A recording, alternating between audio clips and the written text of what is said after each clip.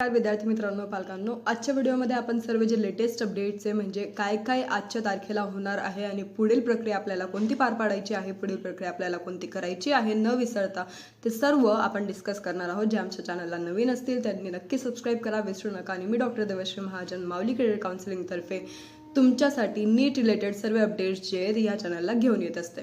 तर आधी आपण सुरू करू MBBS BDSच्या नोटीस पासून, त्यानंतर आपण MCC AACCचं काय अपडेट आहे ते पण बघूयात, BAMSचं काय अपडेट आहे थर्ड राऊंडचं ते पण आपण या व्हिडिओमध्ये डिस्कस करूयात। आणि त्यातल्या त्यात मी तुम्हाला MPचे स्टेट प्लस ऑल इंडिया कोटाचे जे काही इम्पॉर्टंट डेट्स आहे ते सुद्धा सांगणार आहे। म्हणजे विदाऊट काउन्सिलिंग पण तुम्ही तुमच्या प्रतीने कसं नीट काउन्सिलिंग केलं पाहिजे विदाऊट कोणाकडनं पेड काउन्सिलिंग घेता, तर ते पण आपण आजच्या व्हिडिओमध्ये नीट बघूयात। म्हणजे तुम्ही स्वतः पण तुमची काउन्सिलिंग जी आहे ती एकदम नीटपणे पार पाडणार आणि एकदम चांगलं सीट तुम्हाला अलॉट होईल। आणि जर तुम्हाला काउन्सिलिंग घ्यायची असेल, तुम्हाला वाटतंय की तुम्हाला काउन्सिलिंगची नीड आहे, पेड काउन्सिलिंगसाठी तुम्हाला गरज पडतीये, तर या नंबरला तुम्ही नक्की कॉन्टॅक्ट करू शकता। ती 8275518480 खाली पण तो नंबर दिला गेलेला आहे। जर इथं क्लिअर नसेल तर तुम्ही खाली पण तो नंबर जो आहे तो बघू शकतात आणि फक्त व्हॉट्सअपला एक मेसेज करा आणि कमेंटमध्ये तुम्हाला जर काही पण शंका असल्या तुम्ही विचारू शकता। तुम्हाला काही पण वाटलं तर कमेंट सेक्शन जे सर्वांसाठी ऑन आहे, तर तुम्ही तिथं तुमची कमेंट जी आहे ती टाकू शकतात। आणि नक्की तुम्हाला जर व्हिडिओ आवडला असेल तर एक प्रतिसाद नक्की द्या,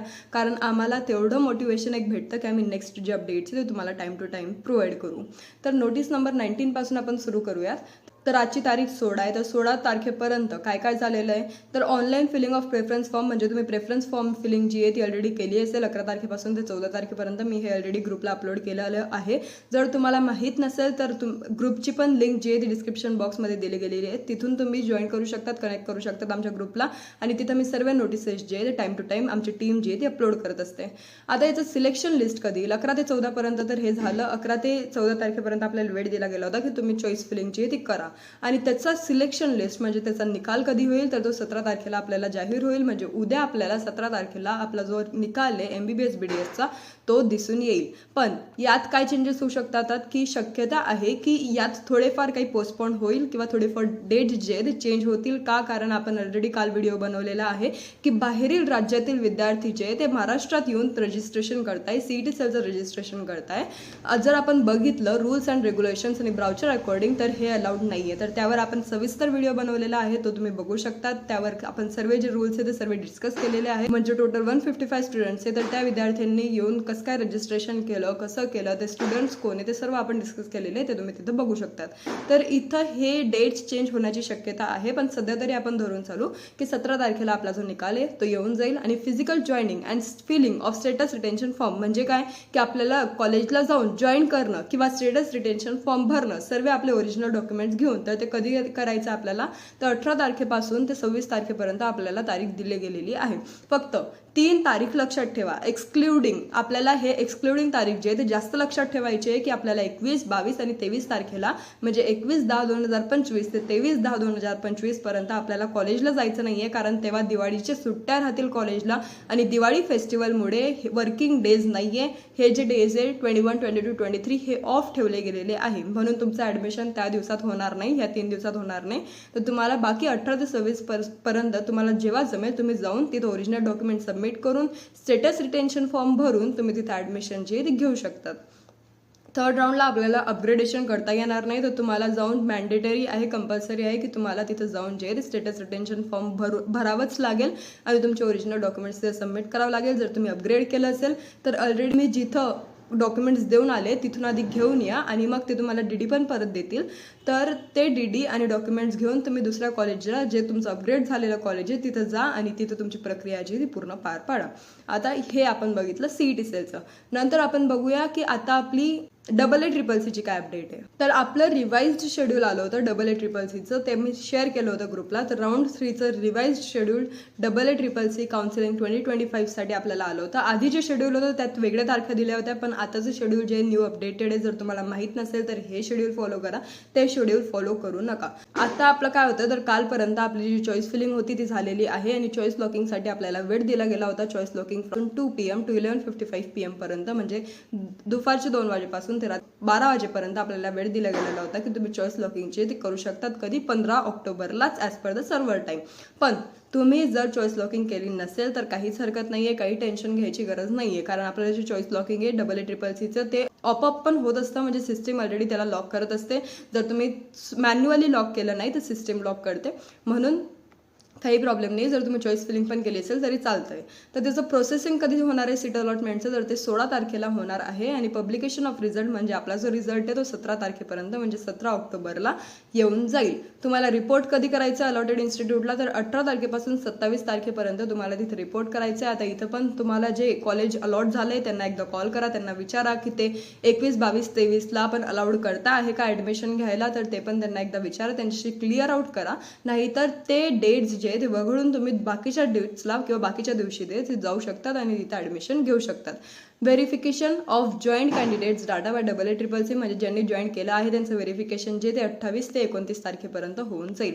बाकी आपल्याला AACCचा अजून काहीच अपडेट भेटलेला नाही आहे. आता आपल्याला सर्व जे ते रिझल्ट नंतरच समजेल. आता आपण डिस्कस करूया की MCCचं काय अपडेट आहे. जर तुम्ही MCCचं बघितलं असेल वेबसाईट, तर त्यांची वेबसाईट सध्या क्रॅश करते, म्हणजे सर्व्हर त्यांचं खूप डाऊन आहे, सर्व्हर लो आहे. जर तुम्ही लॉग इन करण्याचा प्रयत्न करत असाल आणि जर तुमचं लॉग इन होत नसेल किंवा MCCची वेबसाईट जर ओपन होत नसेल किंवा AACCची पण ओपन होत नसेल, तर तिथं काहीतरी सध्या लोड आलेला आहे आणि सर्व्हर त्यांचं डाऊन आहे. तर पण MCCचं जर तुम्हाला अपडेट पाहिजे असेल तर अजूनपर्यंत काहीच आपलं MCCचं अपडेट आलेलं नाही आहे. ते फक्त डिले करत चालले आणि अजूनपर्यंत आपल्याला स्पेसिफिक डेट जी आहे ती अजूनपर्यंत भेटलेली नाही आहे. MCCकडून आपल्याला कोणतीच जी ऑफिशियल नोटीस आहे ती आतापर्यंत भेटलेली नाही आहे. नंतर आपण डिस्कस करूयात तर BMS बद्दल. तर BMS बद्दल ऑलरेडी मी व्हिडिओ बनवलेला आहे की BMSचं 3rd राऊंड कधी होईल, तर शक्यता आहे या महिन्याच्या 30 तारखेपर्यंत आपल्याला जी नोटीस आहे BMSच्या 3rd राऊंडची ती भेटू शकते. जर आपलं हे MBBSचे राऊंड जर पोस्टपोन झाले तर ती तारीख अजून पोस्टपोन होईल. पण तुम्ही एक ग्राह्य धरून चला की 30 तारखेपर्यंत आपल्याला जी नोटीस आहे BMSची 3rd राऊंडची ती भेटून जाईल. आणि बाकी जर आपण MPचं डिस्कस केलं तर MP बद्दल आता मी तुम्हाला दोघी शेड्यूल एकदा दाखवून देते. आधी मी ऑल इंडिया कोटाचं दाखवते आणि नंतर मी स्टेट कोटाचं दाखवते. त्यात 3ऱ्या राऊंडमध्ये तुम्ही नवीन रजिस्ट्रेशन करू शकता. तर ते कसं करायचं आणि त्या डेट्स काय दिलेले आहे, कोणते इम्पॉर्टंट डेट्स आहे ते पण तिथं नक्की बघा. आता हे जे आहे आपण डायरेक्ट ओपन केलेलं आहे 3rd राऊंड बद्दल. 1st आणि 2nd राऊंड त्यांचा ऑलरेडी झालेला आहे. जर तुम्हाला 3rd राऊंड मध्ये आता पार्टिसिपेट करायचं आहे पासून डायरेक्ट उद्यापासून ते 29 तारखेपर्यंत फक्त तुम्हाला रजिस्ट्रेशनची तारीख जी आहे ती दिली गेलेली आहे. तर तुम्ही तेव्हा रजिस्ट्रेशन करा. नंतर आपल्याला कोणतीच सुविधा जी आहे ती रजिस्ट्रेशन करण्याची भेटत नाही. जर तुम्हाला करायचं आहे तर आता लगेच करा, उगाच एक्सटेंड करू नका. आणि जर तुमचे मार्क्स कमी असतील, जर तुमचे मार्क्स 240 कमी असतील, तर तुम्ही एक ऑप्शन म्हणून ठेवा MPला किंवा तुम्हाला IQ कोटा घेणं भाग आहे कुठे महाराष्ट्रात. जर तुम्हाला IQ कोटाने घ्यायचं, जर तुमचं बजेट कमी असेल, तुमचे मार्क्स कमी असतील, तर तुम्हाला एक MP चांगलं ऑप्शन आहे आणि MPसाठी तुम्ही रजिस्टर करा आणि विथ लीगल काउन्सिलिंग तुम्ही तिथे जाऊ शकता. आता बाकी पॅरेंट्स जे, बाकी पालक जे, ते तिथं MPमध्ये जाऊन एजंट्स लोकांना किंवा काउन्सिलर 3 किंवा 4 लाखापर्यंत ते डोनेशन देऊन आलेले आहेत. आमच्याकडे खूप सारे इन्क्वायरीज आले, खूप पॅरेंट्सचे कॉल आले की आम्ही एवढं डोनेशन दिलेलं आहे. आम्ही तुम्हाला एवढ्या व्हिडिओजमध्ये सांगत येत आहोत की एवढं डोनेशन द्यायची गरज नाही आहे. आपल्याला डोनेशनच द्यायची गरज नाही आहे मुळात. आपण जर फक्त 10,000 भरून कोणाची काउन्सिलिंग घेतोय ते पण एकदम उत्तम पर्याय आहे. बाकीचे काउन्सिलर्स असे पण आहे जे 50,000 घेऊन लीगल काउन्सिलिंग करतात, पण काहीच गरज नाही. आमची फीस जी आहे ती त्याहून तरी खूप कमी आहे. तर तुम्ही आमच्याकडे काउन्सिलिंग घेऊन जे आहे ते MPचं रजिस्ट्रेशन, MPचे चांगल्या कॉलेजमध्ये ॲडमिशन जे ते करू शकतात. तुम्ही जर डोनेशन दिलं असेल तर डोनेशन देऊन तुमचा आता काहीच फायदा झालेला नाही आहे. एक तर तुम्हाला सीट भेटेल जर ते एकदम लास्ट राऊंडला भेटेल, पण तुम्हाला पण बघायचं आहे की आता सध्या कोणता राऊंड चालू आहे, कोणते प्रक्रिया चालू आहे, आपले राऊंड्स कधी सुरू होतील, रजिस्ट्रेशन कधी होईल, अलॉटमेंट झाली आहे का, आपल्याला अलॉटमेंट झाली का, ते सर्व तुम्हाला टाइम टू टाइम सर्व अपडेट्स तुमच्या जवळ ठेवायचे आहे. तर असं नाही की फक्त डोनेशन देऊन आलं ना आता तुम्ही घरी निश्चिंत आहात की आपण जेव्हा ॲडमिशन घ्यायला जाऊ तेव्हाच सर्व बघू, तर असं होत नाही. तुमचं ॲडमिशन एकतर होईल नाही तर नाही होणार. गॅरंटीड नाही आहे की तुमची ॲडमिशन जी ती होऊनच जाईल डोनेशन देऊन.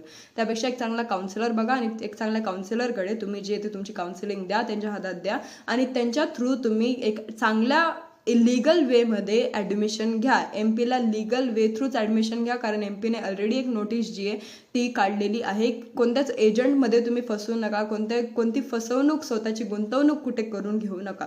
तर अशी लिगल नोटीस जी आहे MP ची ऑलरेडी आलेली आहे. म्हणून एक चांगला काउन्सिलर बघा. आम्ही नाही म्हणत की आमच्याचकडे काउन्सिलिंग घ्या, पण दुसरे कुठे पण तुम्ही काउन्सिलिंग घ्या. जो तुम्हाला बरा वाटतोय, जो तुम्हाला चांगला काउन्सिलर वाटतोय त्याची तुम्ही मदत घ्या.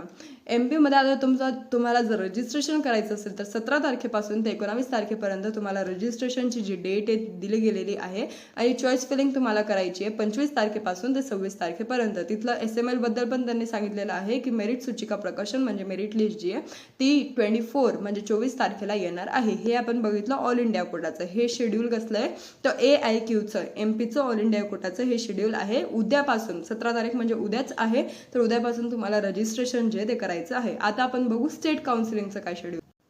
तर स्टेट काउन्सिलिंगमध्ये आपल्याला तारीख दिली गेली आहे की तुम्ही 22 तारखेपासून ते 24 तारखेपर्यंत रजिस्ट्रेशन जर तुम्ही केलं नसेल तर तुम्ही 22 तारखेपासून ते 24 तारखेपर्यंत रजिस्ट्रेशन करू शकतात. जर तुम्ही ऑलरेडी रजिस्ट्रेशन केलं आहे ना, तर रजिस्ट्रेशन परत करायची गरज नाही आहे.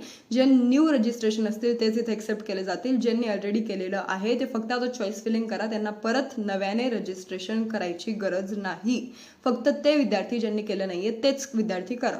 आता इथे चॉईस फिलिंगची काय तारीख दिली गेली आहे, तर चॉईस फिलिंग आपल्याला करायची आहे 28 तारखेपासून ते 30 तारखेपर्यंत 2च दिवस दिले गेलेले आहे. तर लक्षात घेऊन चाला, कारण आपल्याला एकदा जर डेट गेली तर आपल्याला परत पोस्टपोन करून भेटणार नाही आणि परत आपल्याला जे ते डेट्स ते वाढून देणार नाही. आपल्याला चॉईस फिलिंग करण्याचं जी संधी आहे ती परत भेटणार नाही. म्हणून जे दिलं गेलंय ना ते टाइम नीट बघा, डेट नीट बघा आणि त्याच्या अकॉर्डिंगच तुम्ही चाला. आपल्याला माहित पडलं की रजिस्ट्रेशनची जी तारीख आहे ती 22 तारखेपासून 24 तारखेपर्यंत आणि चॉईस फिलिंग आपली करायची 28 तारखेपासून ते 30 तारखेपर्यंत. नंतर बाकी तर अजून काही अपडेट भेटलेलं नाहीये. आपण already MCC, AACCC, CET cells, MBBS, BDS म्हणजे group A, CET, BMS, BHMS म्हणजे ग्रुप B आणि MPचं ऑल इंडिया कोटा आणि स्टेट कोटा सर्व ह्या व्हिडिओमध्ये कव्हर केलेला आहे. जर तुम्हाला अजून काही पण शंका असतील तर तुम्ही कमेंट सेक्शनमध्ये नक्की कमेंट करा. तुम्ही जर आतापर्यंत सबस्क्राईब केलं नसेल तर नक्की सबस्क्राईब करा आणि पेड काउन्सिलिंग घ्यायची असेल तर तुम्ही नक्की या नंबरला कॉन्टॅक्ट करू शकतात. बाकी आपण सर्व व्हिडिओजमध्ये एकदम डिटेल एक्सप्लेनेशन सर्व गोष्टींचं करत असतो. जर तुम्हाला ते आवडत असेल तर नक्की आम्हाला कळवा. आम्हाला पण ते बरं वाटतं ऐकून. आम्ही नेक्स्ट व्हिडिओ जे ते अजून एनर्जेटिकली बनवायचा प्रयत्न करू. तुम्हाला अजून दुसरा व्हिडिओ कशावर पाहिजे ते पण जर तुम्ही तुमच्या शंका आम्हाला सांगितल्या तर आम्हाला समजेल की एक्झॅक्टली आम्हाला कोणत्या विषयावर व्हिडिओ जो आहे तो बनवावा लागेल. बाकी नेक्स्ट काही पण अपडेट आली तर आम्ही लवकरात लवकर तुम्हाला सुचवायचा प्रयत्न करू. धन्यवाद.